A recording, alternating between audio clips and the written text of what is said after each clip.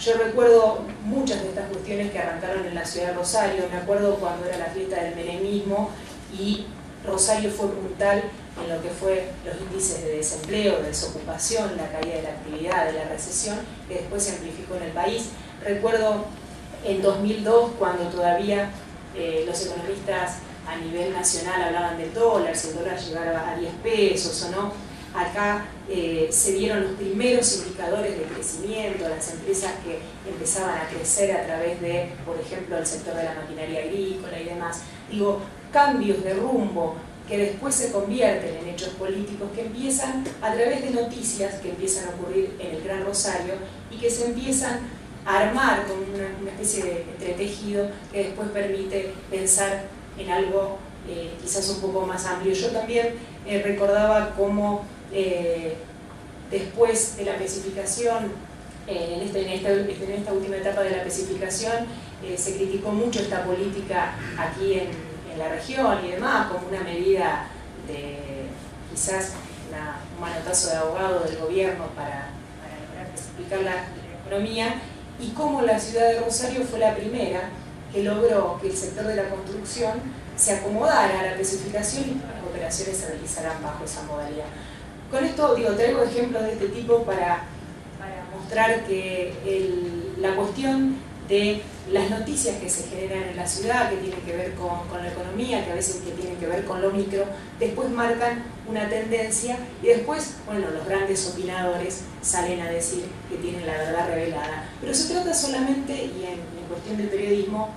de empezar a mirar, de empezar a juntar las piezas, de empezar a reunir algunos de los elementos que uno va teniendo a mano para empezar a articular un discurso que permita algunas cosas pensarlas, no desde lo común y desde lo sencillo, sino dándole una mirada un poco más amplia. Yo lo que noté como déficit en esta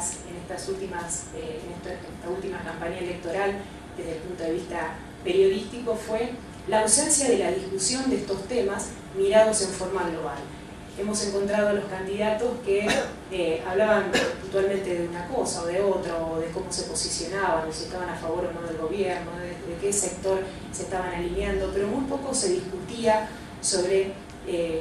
una visión política un poco más amplia que incluyera todas estas cuestiones. Así que me parece que cuando hablamos de hacer periodismo desde lo político, no tenemos que tener miedo de empezar a mirarlo desde el lugar donde nos encuentre. Y nada más y nada menos que nos encuentra como periodistas desde lo básico y esencial que es ejercer un oficio. Yo estoy convencida, de hecho milito como delegada dentro de la comisión interna del diario, porque estoy convencida que el periodismo es un oficio, que es un oficio muy digno, que somos trabajadores y que como tal, en realidad, lo más simple que debemos hacer es tomar de lo humano la honestidad para el trabajo y desde lo profesional lo ético. Por eso creo que también, y aquí hay un tema que se planteaba, que era el tema de hasta dónde tenemos los límites los periodistas. Yo trabajo en un diario que, como sabrán, va de acuerdo a cómo corre el viento y cómo se va acomodando. Nada más que se va acomodando para el lado donde corre la billetera. Simplemente es así. Los medios están atravesados por intereses económicos, no podemos negarlos. Los trabajadores somos parte de eso, pero estoy convencida de que respetando esas dos cuestiones, la honestidad humana desde el punto de vista humano y la ética desde lo profesional, uno se puede parar en un lugar. Yo no creo, al menos a lo mejor alguien puede disentir, pero al menos desde lo personal y desde mi experiencia, no creo que los periodistas nos veamos obligados, porque trabajamos en un medio, a responder a los intereses de ese medio, porque si no nos echan. Yo creo que sí, que siempre tenemos temores. El temor es una sensación que a todos nos atraviesa en algún momento. Todos tenemos temor a perder el empleo, temor a no poder mantener a nuestra familia, temor a no poder ejercer la profesión que queremos, pero también hay un espacio de resistencia, y el espacio de resistencia es el espacio colectivo. Nosotros en el diario somos, o éramos 400 trabajadores, hoy somos menos de 200 o 200, entre administrativos, periodistas y la planta. Y y en algunas, pero sé de experiencias de revistas muy chiquitas, de 2, 3 integrantes, de 5 integrantes, que han logrado de alguna forma, a través de la resistencia, poder imponer el límite de la ética. Por eso digo, uno como periodista se tiene que parar en algún lugar, necesariamente, así trabaje en un medio masivo como es La Capital, como es Canal 5, digo, los chicos trabajan también en medios audiovisuales, pero sí o sí uno sabe que se tiene que parar en la hora. ¿Lo puede hacer o no lo puede hacer? Eso es una elección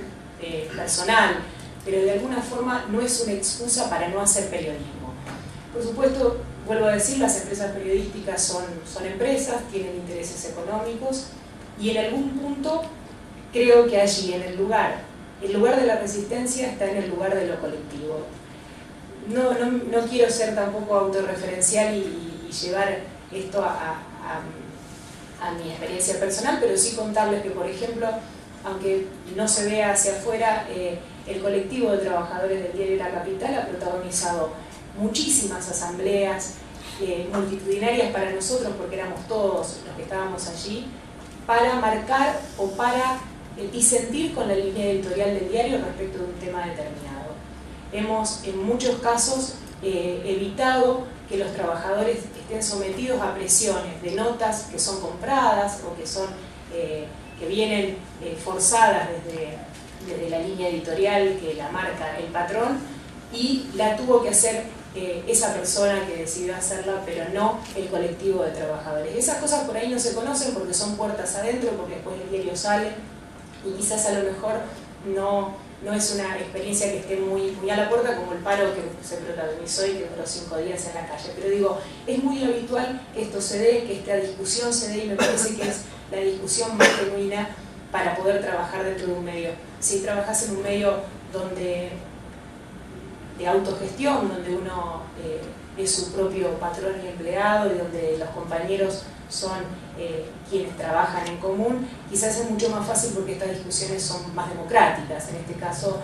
tienen un grado de autoritarismo que es el límite de aquel editor general, el jefe de redacción, que va a terminar haciendo lo que el patrón quiere. Pero me da la sensación que a la hora de empezar a pensar en periodismo político, tenemos que pensar en periodismo, no me parece ponerle un nombre político, económico, de espectáculos y demás. Hacer periodismo es mostrarle a otros lo que alguien quiere que no se diga, decirlo de la mejor manera posible, de la mejor manera y de la manera más clara posible, porque aquel que lo está escuchando, que lo está leyendo, pretende eso, y de alguna forma me parece, al menos desde mi lugar, respetando esto de la ética y de la honestidad, como dos valores que nos van a servir en este y en cualquier otro trabajo. Bueno, esas eran las cuestiones que quería contarles. Por ahí a lo mejor, si puede ser más productivo, si ustedes me preguntan alguna cosa que les interese saber en particular, yo lo único que sé es que, o puedo transmitirles, es que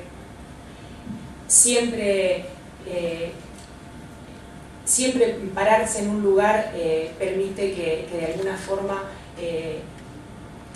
conservar esa dignidad, ¿no? Que de alguna forma en algún momento sentimos que podemos perder cuando viene alguien y te dice esto se tiene que publicar sí o sí, esto sale de esta forma. Esto ocurre en todos los medios, pero me parece que nosotros también podemos tener un lugar de resistencia y que también es una parte de nuestro oficio.